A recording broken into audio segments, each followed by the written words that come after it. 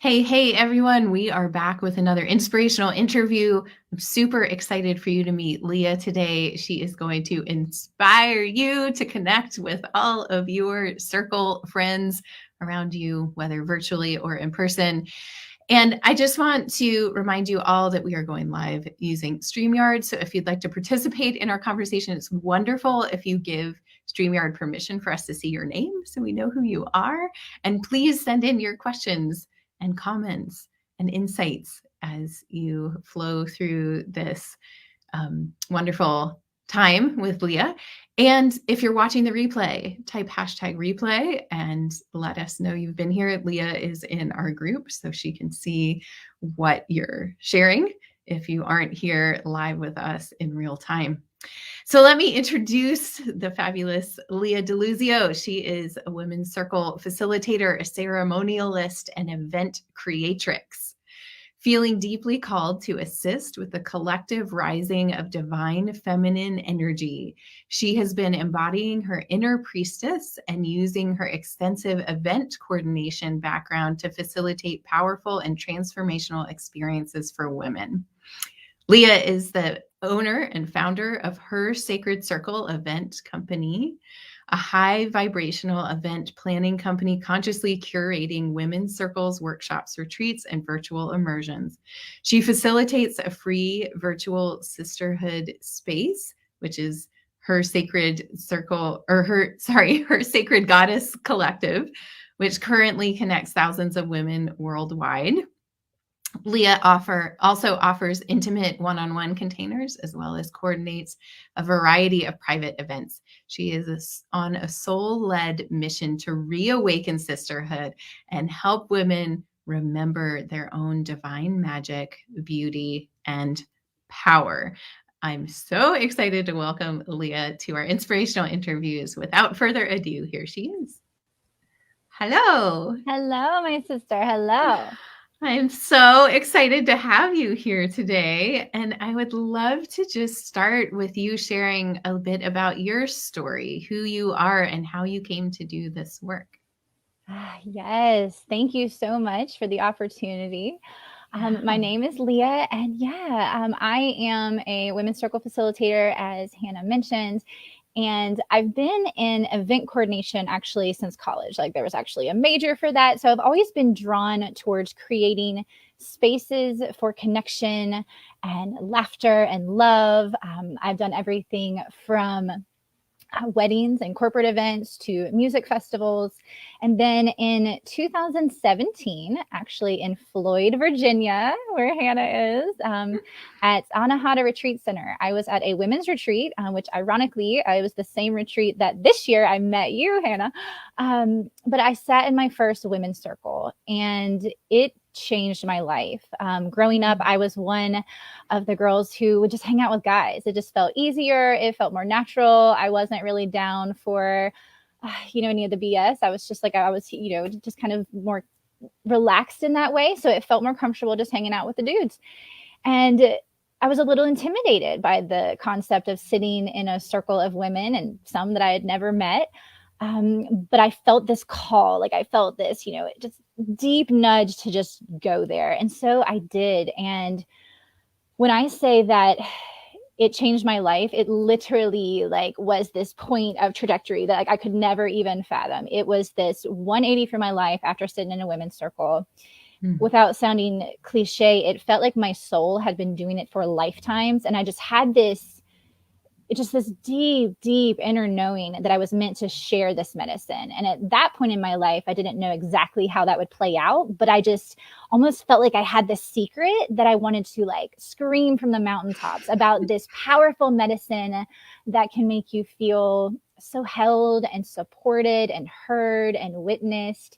And so that was in 2017. And I moved to the coast of South Carolina. So I'm in North Myrtle Beach, South Carolina right now.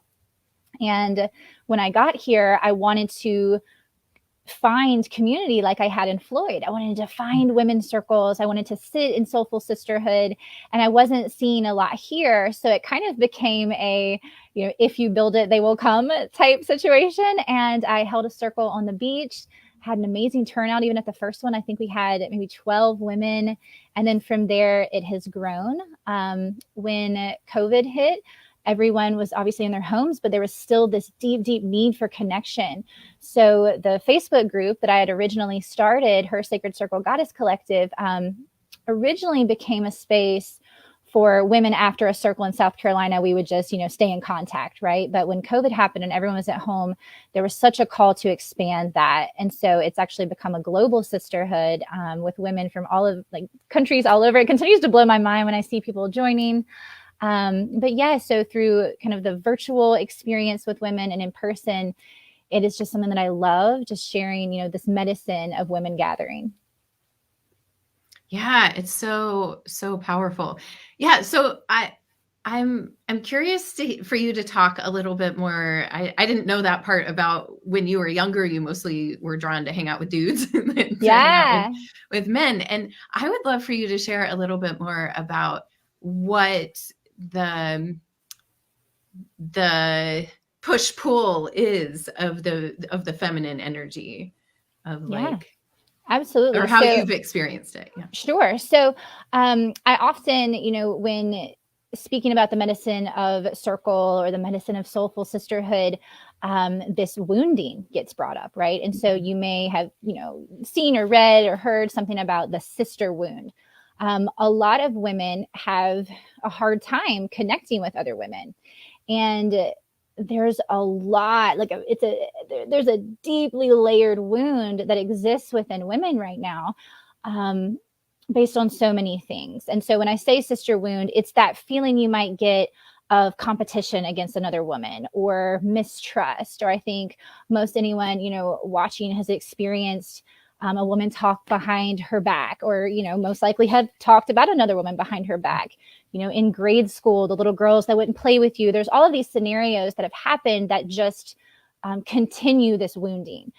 We also have this wounding deeply embedded in who we are from our own lineage within the women in, our families, to, the collective wounding from things like the burning times, which is, when thousands of women were burned for, being witches or gathering, together and things like that.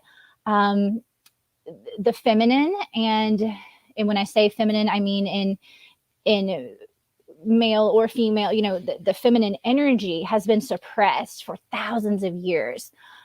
So through all of that wounding, it can sometimes just feel harder, right? And so a lot of women are drawn to just hang out with the guys. It just seems a little more relaxed. There's not those triggers that get brought up, right? So it feels a little easier. You don't have to deal with all the yuck in your one-to-ones with women.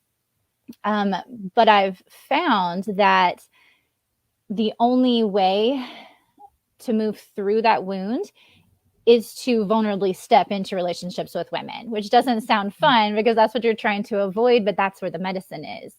And I always just encourage women to look at it like one conversation at a time, just one conversation with one woman. Maybe it's in the grocery store, or it's a friend that you have, but making that eye contact and lovingly witnessing that woman for all that she is, and just having compassion just as a human, that being a human's hard, and we're all moving through things, and we all have this stuff that we're already carrying with us, and things that are projected on us, and to be a loving witness and a supportive sister. And it's like that first conversation with a woman where it feels like, oh, I actually felt held there. I wasn't judged. You have a little shift inside. Then that makes it easier for the next conversation, and then the next one. And so it's just not giving up, right, on the fact that authentic sisterhood can exist. I didn't believe it was possible, but I can attest to the fact that it is 100% possible, and so healing and so nourishing and needed for, the collective, elevation and healing of our planet. Yeah. Yeah. And it's part of what is empowering. I mean, I see this in the community that I lead too, that as women connect in a way that, I mean, I've been told over and over and over again, I've never been in a group where it was so non-judgmental and so supportive. And I think it is so counterintuitive to the mainstream culture that we live in, which is about looking for something that you could criticize or take issue with in somebody else to somehow bolster yourself up. But if we shift that and say, if we celebrate each other, then we lift everybody up, right? We are the collective. Right? Yes. I always say together we rise. Yeah, right. Yeah. Right. Yeah. That's so powerful. Yeah. So what are some of the things that you like you talk about this circle medicine? So you mentioned just like getting to know that women are safe and supportive, and this connection is meaningful. Can you talk a little bit more about what that medicine looks like? I guess it ties into healing the sister wound, and maybe some specific examples of things that you've seen in your own life or participants. Absolutely. Yeah. So I like to refer to circle as medicine because for me, that's how it feels. Oftentimes, even as a facilitator, sometimes days can be hard as a human. Like, it is not all rainbows and unicorns. Like, we go through some stuff. And so, you might have just like the worst day, but then like sitting in a circle with other women and, maybe you've held on to this thing that you're processing, right? And then you speak it into circle, or maybe you hear another woman speak something similar. There's this instant like lifting of pressure and tension and all of the heaviness that we feel, where it's like, you take that exhale. Like, I feel like circle is that opportunity to exhale, just, okay, you too, and I feel like we need that. And often you'll see the words now, like, I see you, but I feel that phrase because in circle, you do see other women, right? That's the concept of sitting in the circle. There's no hierarchy there. So you're in this shape that is, never ending. So you're in this, the circle of energy, and everything poured into the circle. Like, I have chills while I say it, because it becomes this like cauldron, this portal of truth and of love and of even, suffering and sad. Anything that you're moving through is spoken into the sacred center and held with all of the women on the outside. So there's this visual representation of community and of all of these women sitting with you. And, as we discussed earlier, we haven't been taught that that's something that could exist, like 5,000 years ago, when there was like the rise of the patriarchy.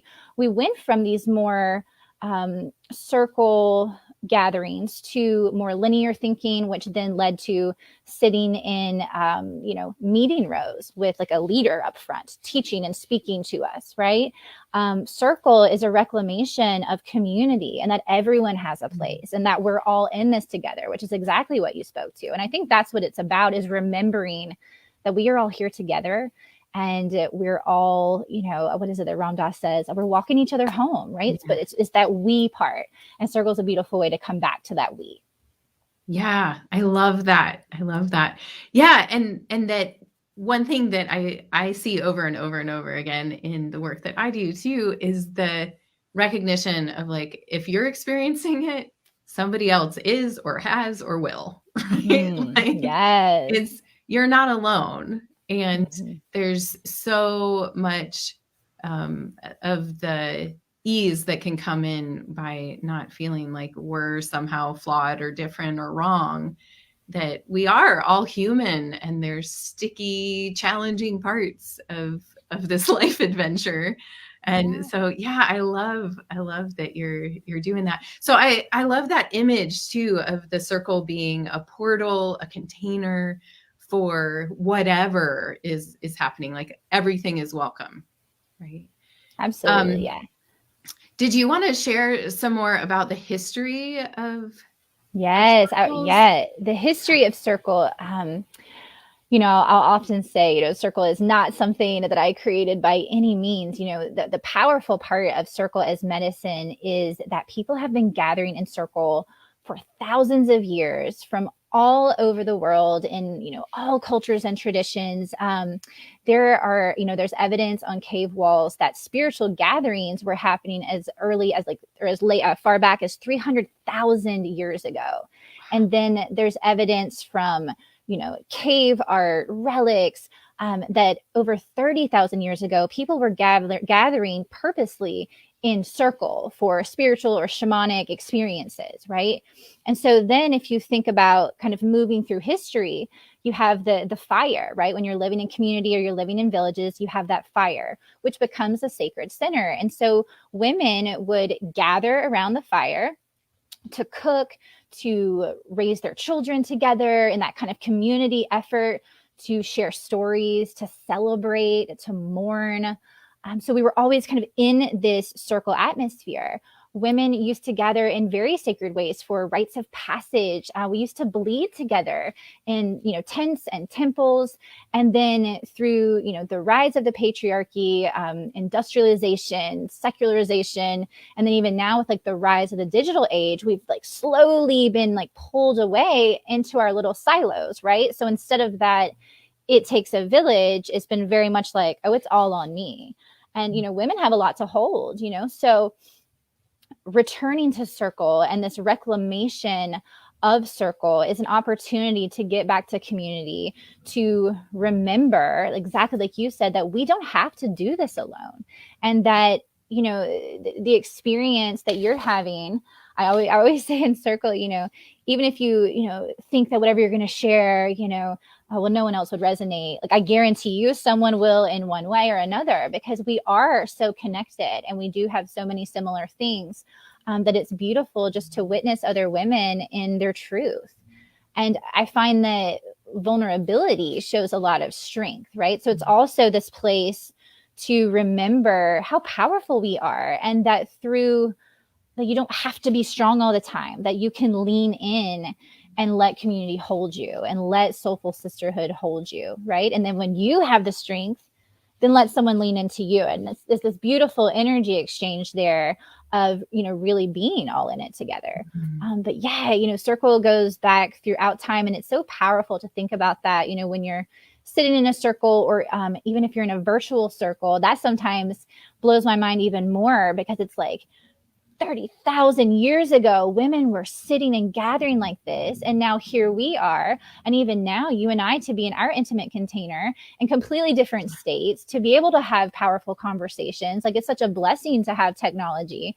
So, and I know within the past 2 years, like virtual circles have become very, very popular, because it allows you to stay home. And then also with, all of the things that we're holding. And, I have 3 kids here right now. I'm so happy they're being quiet, but, it's sometimes it's easier. Like I wouldn't have been able to go to a location today to gather or to circle, but both can be really beautiful. And the energy in circle is tangible. And I feel that's because it is so ancient as a medicine, as an art, as a powerful way to communicate. So you feel the women that have gathered before you. And it's really powerful to think that, in the future, our daughters and granddaughters will feel us and how we gathered in this time. Mm. Yeah. Yeah. And that like cellular lineage, or the DNA that gets passed down. Yeah. Can you talk a little bit about the role of being a mother and the importance of connecting with other women?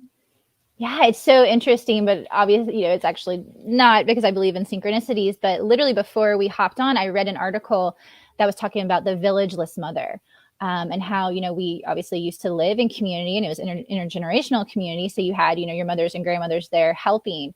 But even now, when it comes to sisterhood and friendship, we are kind of taught to be in our little silos, right? And that, just try to figure it out on your own. As a mom, you have this unique journey of, walking through life, in your feminine energy, but then you're now this caretaker of these other beings that are your teachers, and you're teaching them.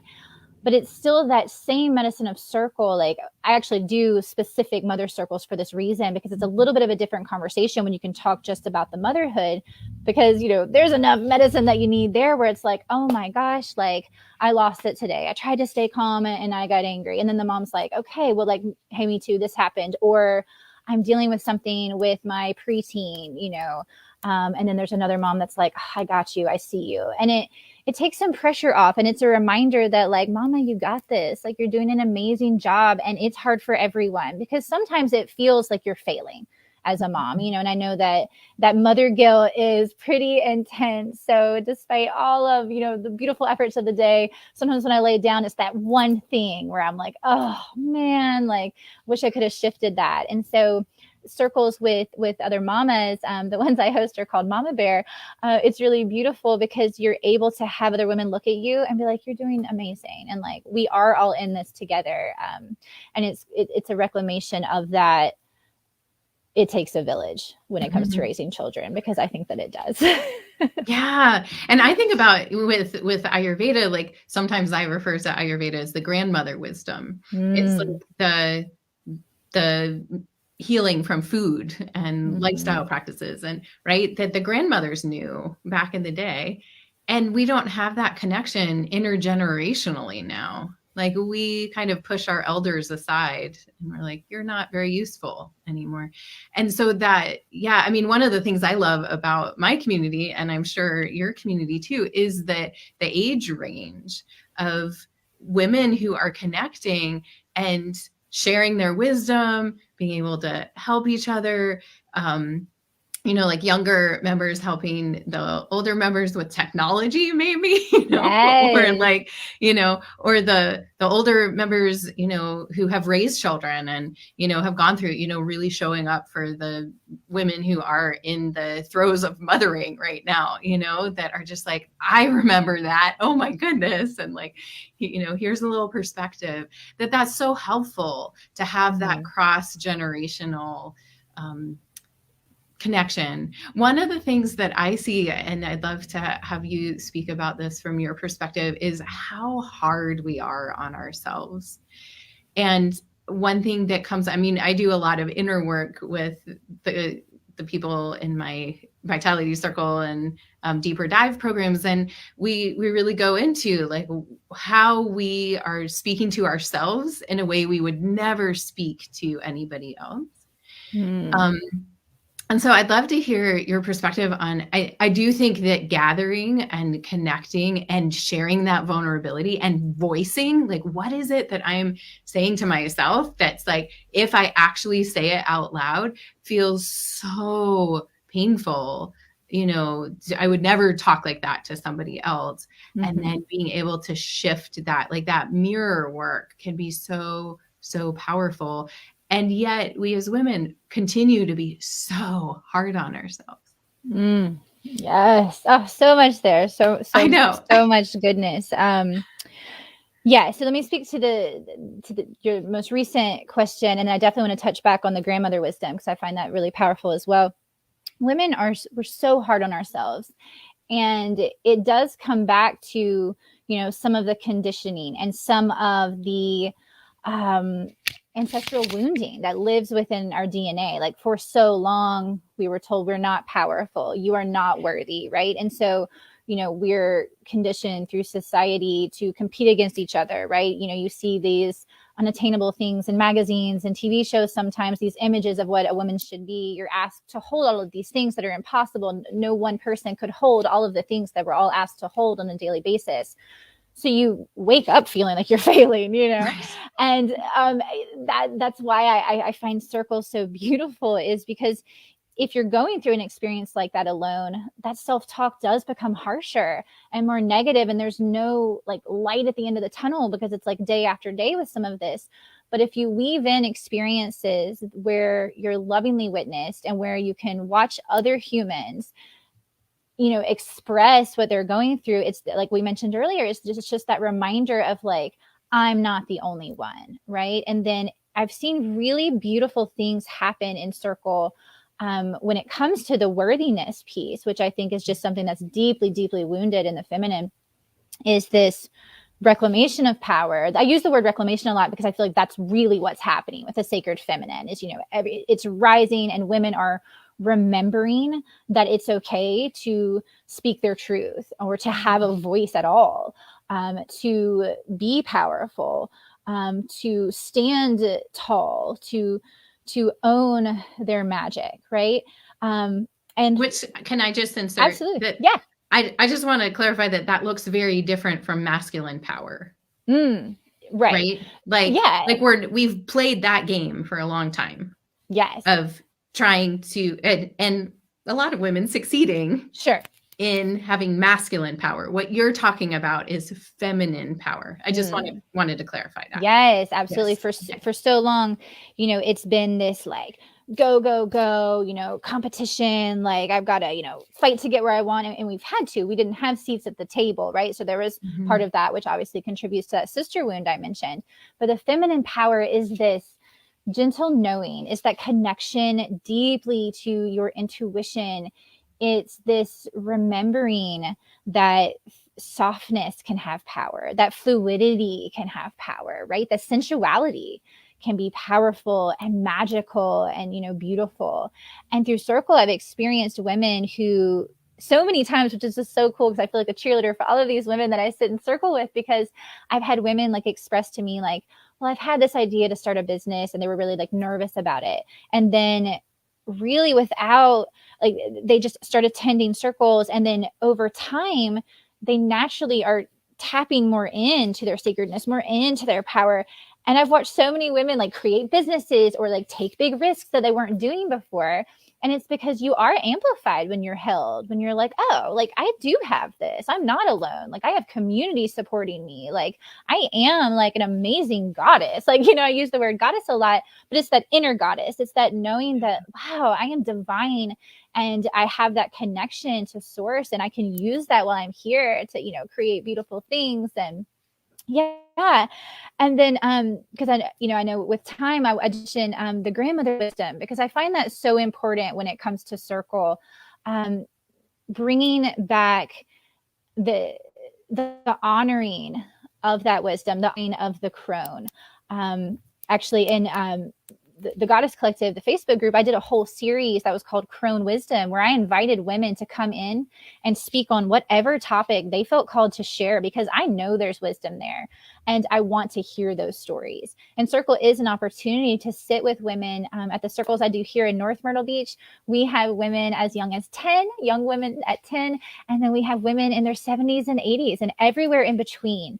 And to look around a circle in that beautiful sacred container shape and see all different ages and races and, human journeys that people have gone through all together in sisterhood for that purposeful reason of connecting. It is beautiful. Yes. Yes. So powerful. Well, thank you so much. I feel like we could talk for hours more. Let people know where they can find you, and we'll post links with this interview as well. Yeah. So you can find me at hersacredcircle.com. That's the website that actually has just recently been built. So I'm excited it exists now. And then if you feel called to join the global sisterhood community that I mentioned, it's on Facebook, and it's called Her Sacred Circle Goddess Collective.